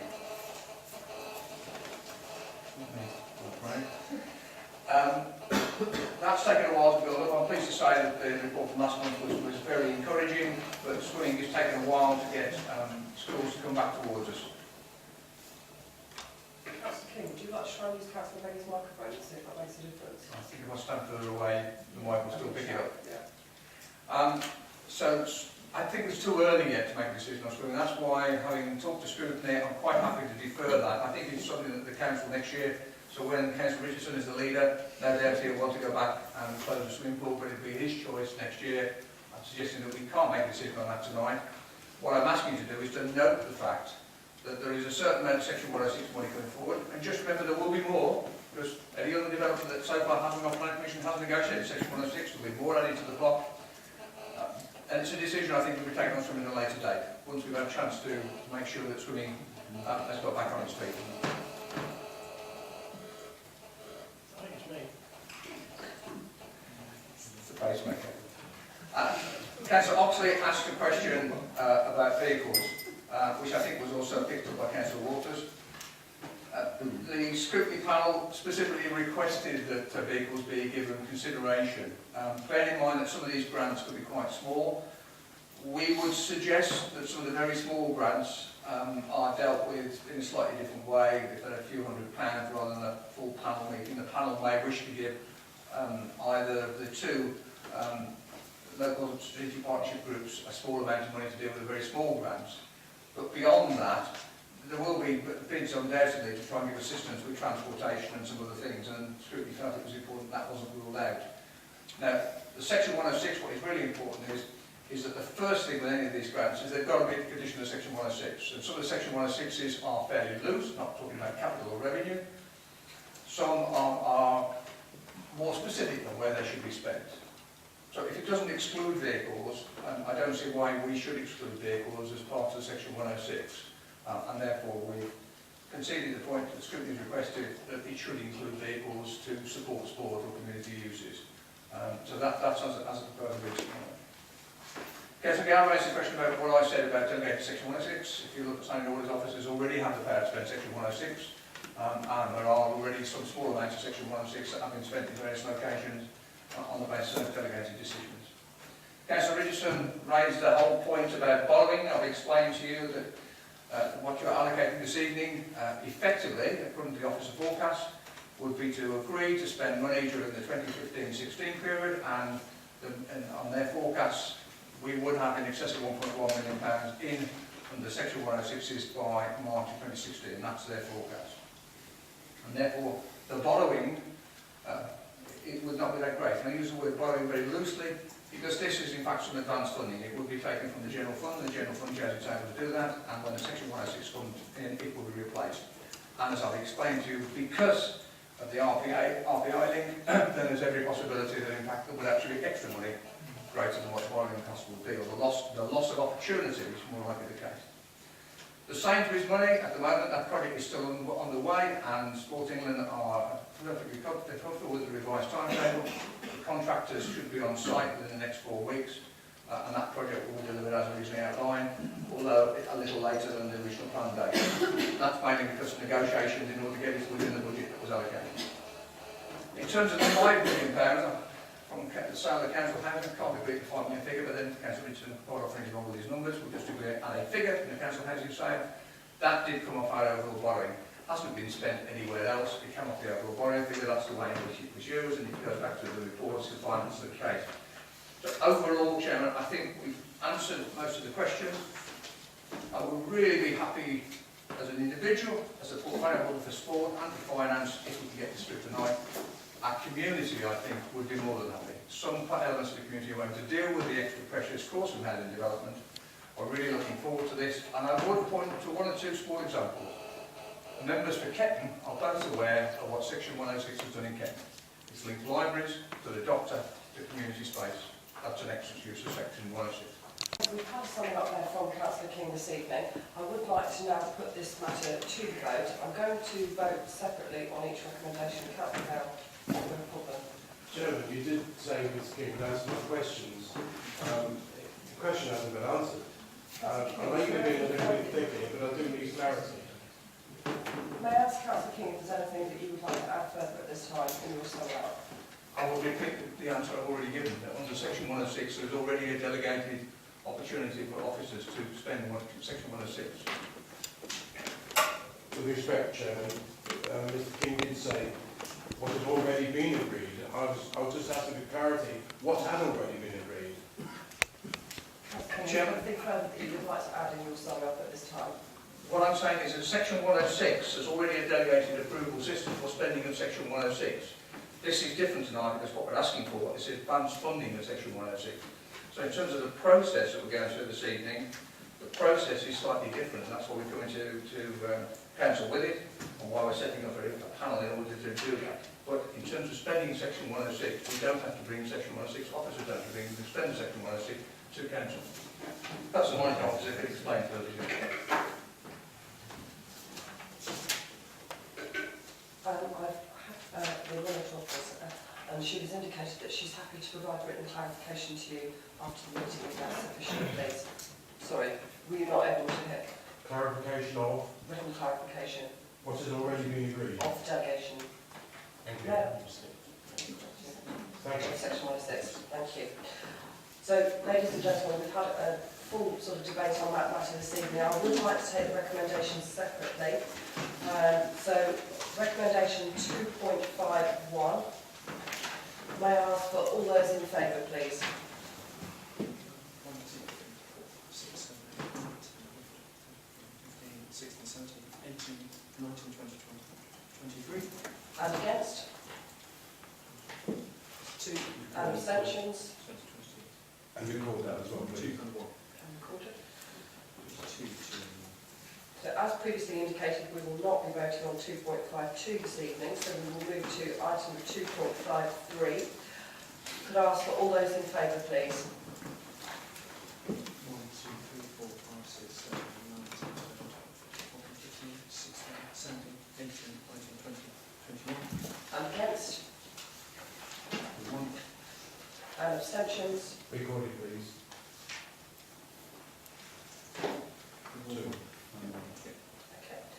And recommendation 2.54. All those in favour, please?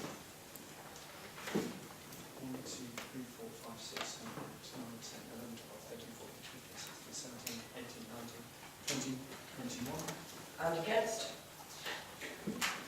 1. And, sorry, is that against or abstention? Okay, 2. Two against. And abstentions, please. Recording, please. Thank you.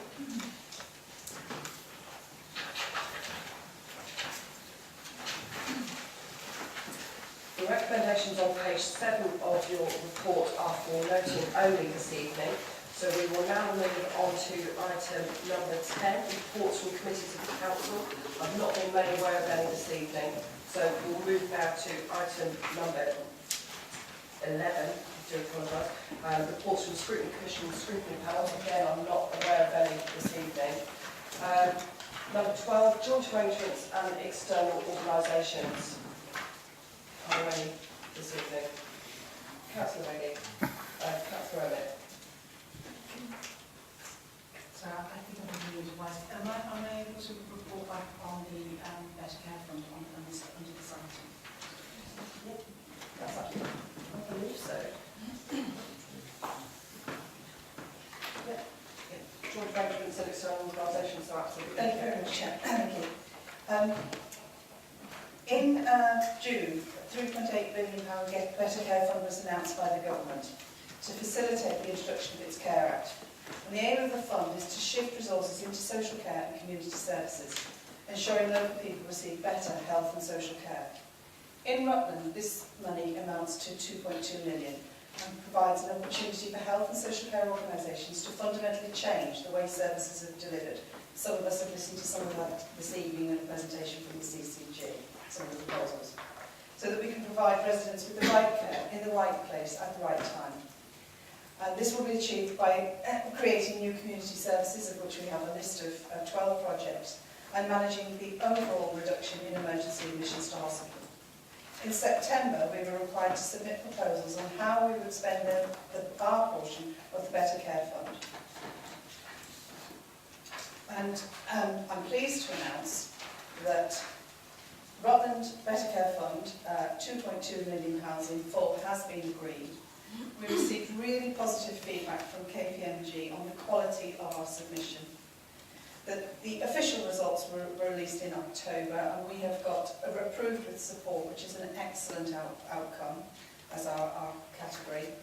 There is work in hand to address a number of requested changes to our submission, but the key message from NHS England is that we now focus on implementation of our plan. The planning is well underway, with some schemes which are already operational, already in train. This is really good news for Rutland, and I would like to thank the whole team for submitting such a professional document in what were at times, very tight timescales. Thank you. Thank you very much indeed. Councillor Stevenson. Thank you, Chair. I attended the Rutland Learning Disability Partnership Board over half term, and I wanted to mention the Rutwell Cafe, which happens in the museum every Friday from 10:30 to 1:30, and it'd be fantastic to go in and support all the work, skills development of people and adults in Rutland with learning disabilities. And this Friday is a special Children in Need one. Thank you very much, Councillor. Thank you, Councillor Stevenson. Councillor Blues. Thanks, Chair. I don't want to obviously put the portfolio held on the spot with this. It can come at a later stage, but we have some update on the day centres. Councillor Blues, I did mean to mention, so this is entirely my fault, that questions under this item should be limited to those matters on which we've had updates this evening. This is not sort of an opportunity to ask general question and answer sessions. Obviously, if you'd like to submit a question in sort of the normal format, or I'm sure Councillor Stevenson's now heard and may update you by email. It could be to my council, please. Thank you. Other members for joint arrangements and external organisations, please. Councillor Becky. I'm chairing a panel that is looking into the inequalities of health in the East Midlands. We progressed this quite a long way.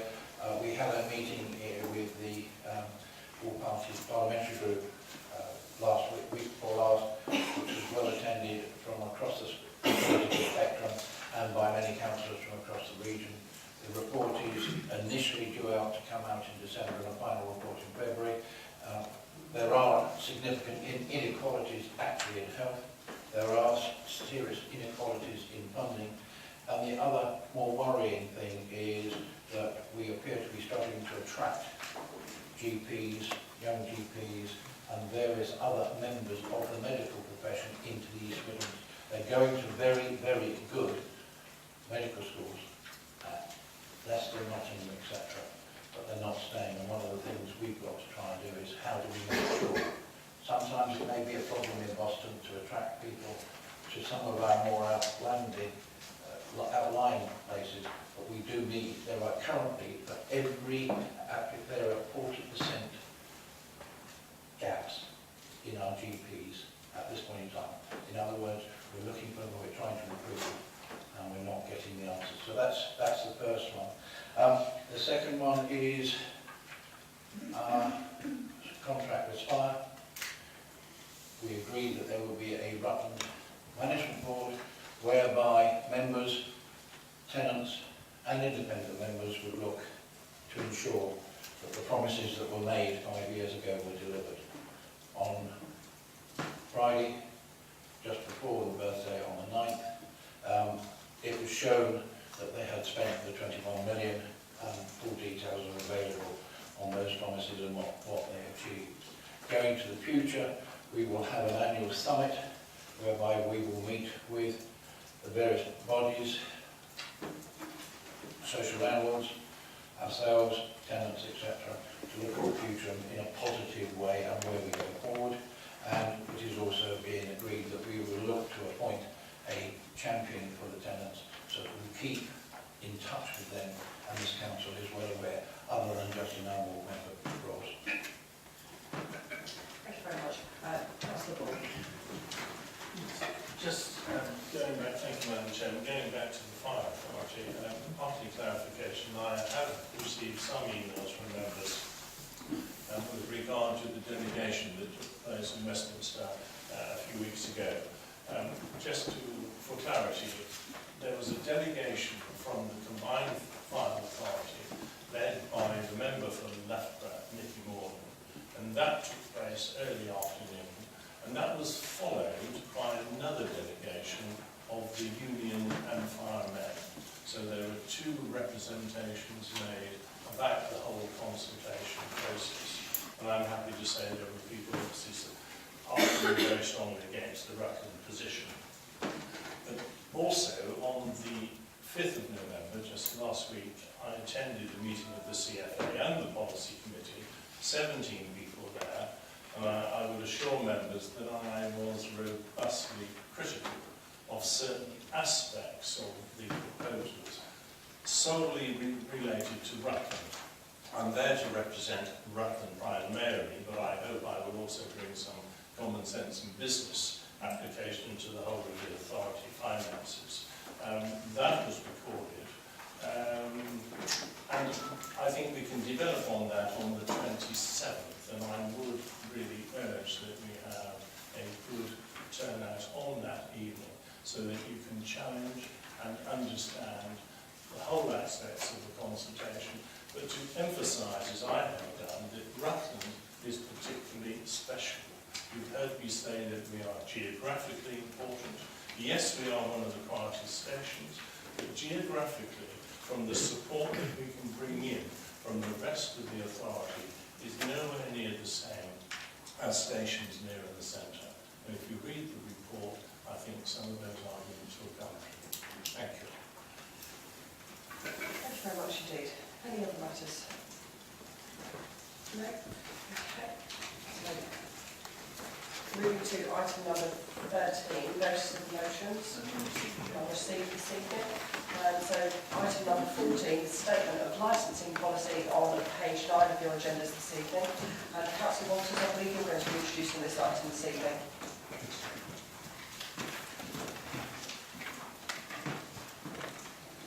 I should keep this fairly brief, as I believe the report speaks for itself.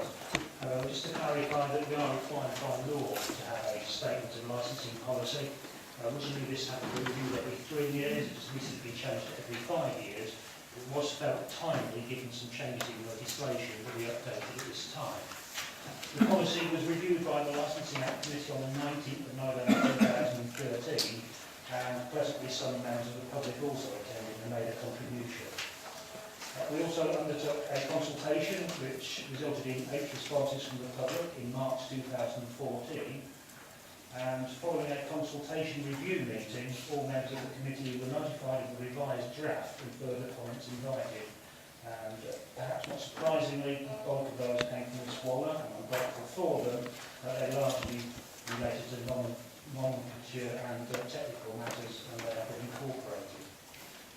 The major change between the old policy and the new policy is information for residents and other interested persons in how they can call for a review of the licence, something we thought was quite important.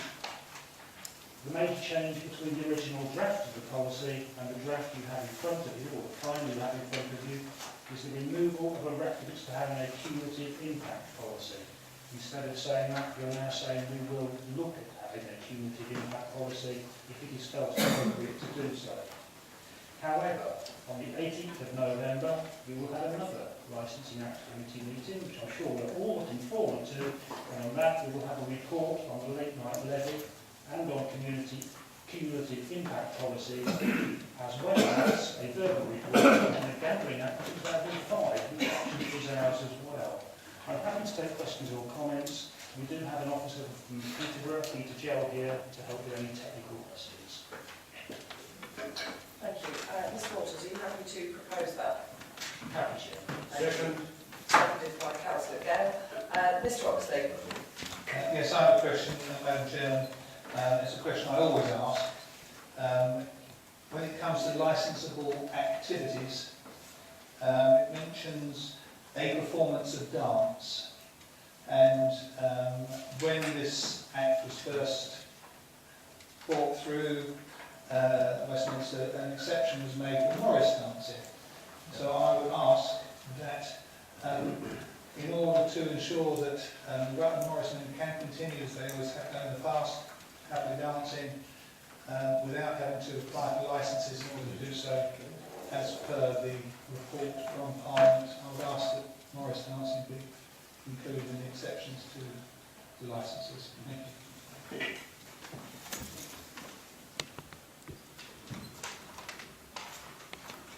Councillor Oxley, are you making a proposal for an amendment?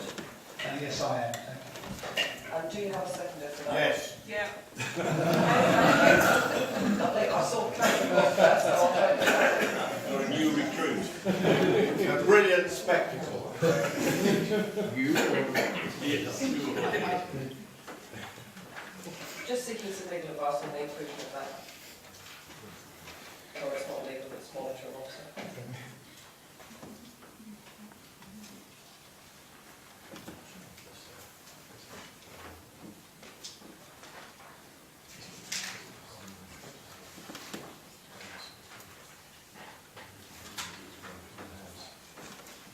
Such a relief to get onto something important.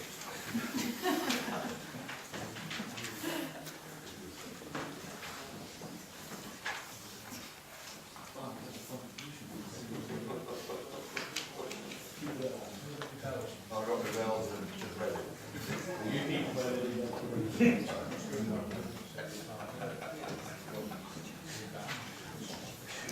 Ladies and gentlemen, apologies for the delay. I was just seeking some clarity. Would anybody like to add anything further on the amendment? No. Okay, so for clarity, that's to include Morrismen. Oh, sorry, to include Morrismen as being exempt. Morris dancers. Morris dancing specifically. I do apologise. Okay, so it's necessary for us to vote on the amendment as in the standard way before we move back to sort of obviously discussing the main bulk of the report. Am I correct with that? About that particular amendment. And then I'll come to Councillor Oxley to sum up in a moment. Councillor Gale. I would just like from our own Morris dancer to give us the justification for that. That will happen in his summing up if there is nobody else that would like to make any comments on that particular amendment at this time. please. Thank you, Madam Chairman. The reason I'm making this amendment, or this request for an amendment, I should say, is because when it was first debated in Westminster, when the legislation was first mooted, all the Morris Dancing Clubs of England make specific requests that they be exempt, and the decision was taken to exempt Morris dancing when the Act in 2003 was created in Westminster. It's actually Morris dancing and music associated with Morris dancing as well. And the only reason I'm asking this is not flippant, as I say, it was actually enshrined in the law, and it was probably an omission which I'm sure is unintended, but it isn't actually in our licensing act. Thank you. Councillor Oxley, I would like to propose an adjournment for the meeting for a few minutes, just so that we can check out sort of the legalities of that and the wording. So I will sort of just adjourn for as long as necessary, but hopefully no longer than a few minutes, so please don't go too far. So reconvene at 5:02. We'll reconvene at 8:55 p.m. Reconvene the meeting at 5:09. Oh, I believe everybody's present. Councillor Frost, we're now back in session as such. Are we? Right, I've had an update. Thank you. We'll move straight on, please. I've had an update, and my understanding is that Morris dancers are excluded by law. So, Councillor Oxley, would you like to? Well, having had that clarification, I withdraw my amendment. Thank you very much indeed. Would any members like to add anything, therefore, or make any comments on the licensing policy as attached? Do I have to withdraw my secondly? No. But thanks anyway. Councillor Blues. Thank you, Chair. Members, just before we adjourn, everyone were laughing. Well, I can tell you, people in Oakham are not laughing. I'm sorry to say, Chair, that obviously my Alan Walters there, the council there, I think has been handed a little bit of a poison chalice, because actually this legislation supports absolutely nothing. I'll demonstrate that by just reading 5.1 to you. These are known as licensable activities. The policy does not impose any additional requirements other than those prescribed in the 2003 Act. So how further forward have we really come on? Not really. The problem I've got, Chair, is this, is what we should actually have here under 237, the report number, it's not the licensing act, but what we should be voting on is here, is the lack of enforcement, and have we got any confidence in Rutland Police to enforce anything? That's what we should be voting on, not a licensing act, because this is what this is all impeding and what it depends upon. So, you know, I'm not convinced with that at all. As I've discussed with Councillor Walters on many occasions, you know, we've got a plethora of different bodies here on this council that, quite honestly, I don't know where we're going with it. Late night economy meetings, Safer Rutland Partnership meetings, licensing meetings. You know, I don't know where the joined up thinking is with it, but one thing I do know is the fact that there's people out there, especially in towns wards, it may not affect people in the rural wards, but certainly in towns wards, I can tell you now, they will look at that and they won't really see how we've gone any further forward. I appreciate the licensing officers here, and that this may also be quite prevalent in other bigger areas like Peterborough. But I can tell you this now, you know, I'll support Mr Walters, but really what I'm supporting here is something else that I think we've seen in our bill before. So it's only good as this, to me, as good as the enforcement. But at the minute we haven't got any in Rutland, and that's what I was reporting out to the Chief Constable and our 150 grand a year crime commissioner. Okay. The other little point I'd like to make, Chair, if I can, on this, on actual areas that are covered, is that I don't know if Mr Oxley can remember, one or two other members that were here on the first term, but we actually had a vote here on illusionists. Okay, there was a concern about the danger that they could bring if they put people under hypnosis or whatever you call it. And I distinctly remember that we voted against that at the time. So I don't know whether you consider this, Chair, and whether members would be interested in doing it. But Now we've got a new bunch of people here, maybe we ought to look at that, Mr Gill, again. Because last time I looked at that, about 5 years ago, I'm sure the leader will remember, we all voted against it, and certainly Mark Wells did, it shared my ward at the time.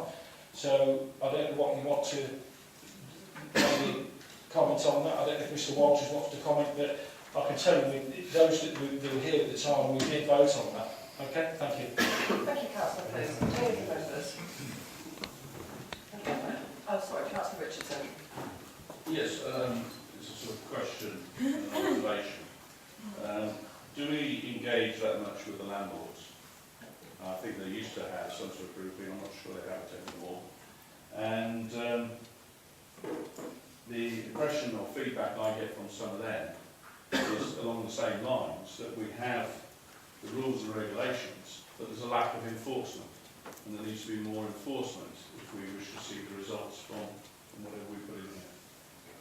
Thank you, Councillor Richardson. Any other members? Okay, I'm going to go to Councillor Walters for his summing up, and then we will go to the vote. Councillor Walters. Thank you, Chair. Listening to Mr Cruise, I do have some sympathy with everything he has said.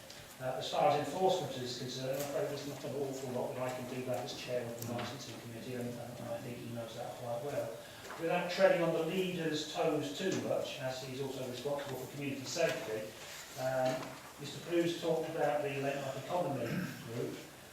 There is a movement for that to become a safer towns body, which will be different with different membership, and he's possibly aware that we're also reviewing CCTV in the two market towns. So positive steps are being taken, but they are a little bit aside from this policy. For Mr Richardson, yes, there did used to be a home watch which fell to pieces for some reason, and there are various different reasons bandied about depending on who you talk to. Efforts are being made by officers to restart home watch, and the last time I heard, which was only 2 weeks ago, there was just one landlord who did not want to join it. I'm happy to give an update later as to whether that's still the case or whether it's proceeding. Just a point, Chairman, we haven't actually... I haven't seconded or proposed. Thank you for the word. I haven't proposed yet, Chairman, before we talk about it. Mr Walters, I'm happy for you to do that now. I thought that you'd done it earlier on, but you're... No, I didn't. I introduced it. I didn't actually propose it. I think you did. No, that's super. So that has been proposed and seconded, and it was seconded by Mr Cross actually at that particular time, I think. Okay, no, that's fine.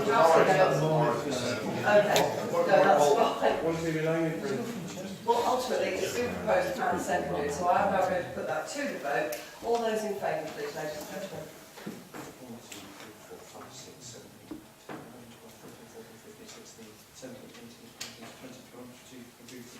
25 unanimous. So that is unanimous. Thank you very much indeed, ladies and gentlemen. So we'll now move on to item number 15 this evening.